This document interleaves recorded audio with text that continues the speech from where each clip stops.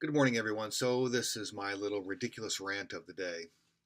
Every year, physicians such as myself will have to reapply for credentials at a hospital. In other words, the ability to admit and care for patients, order tests, etc., etc., etc. It's kind of an annual pain in the rear, to be honest with you, because my birth date hasn't changed. My license is renewed, and that's sent to the credentialing office, etc., etc. So, it's really, for all intents and purposes, another layer of ridiculous paperwork. One of the other issues that has happened is that as healthcare systems have become larger and larger, like a fungus on your toenail in a way, they have become depersonalized. So physicians' personal relationship with the medical staff has become somewhat problematic.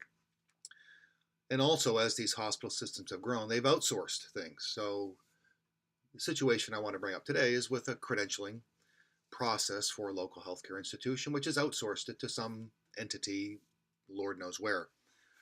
So I submitted my reapplication, which, by the way, other than changing the renewal date for a few things, is the same application I filled out for several years.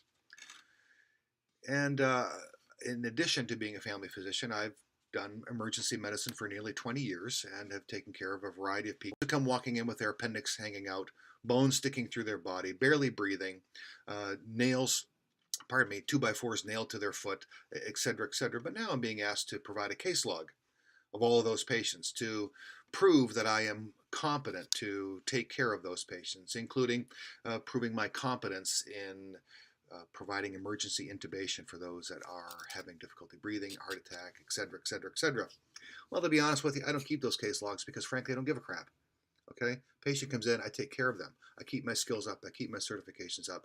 And the fact that I have to then prove this to some nameless entity is, frankly, a little, I don't know, a little frustrating, to say the least. I was trying to think of a more colorful word to put in there. But regardless, in the context of putting in my credentialing application, I'm asked to describe what kind of patients I see. I responded back and said, well, I'm a family physician. You'll never believe what kind of question I received in response to that answer. What do you mean? Last time I checked, family physicians took care of families.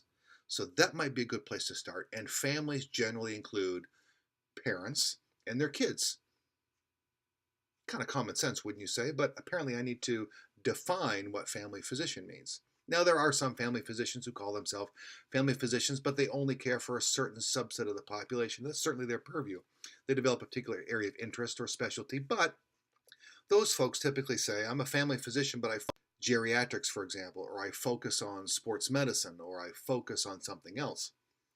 So, trying to be kind, I indicated in my response that as a family physician, I care for people of all ages, of all walks of life, and of all medical conditions, from birth, including obstetrics, through infancy, childhood, the fun adolescence years, early adulthood, late adulthood, elderly adulthood, mature adulthood, etc., etc.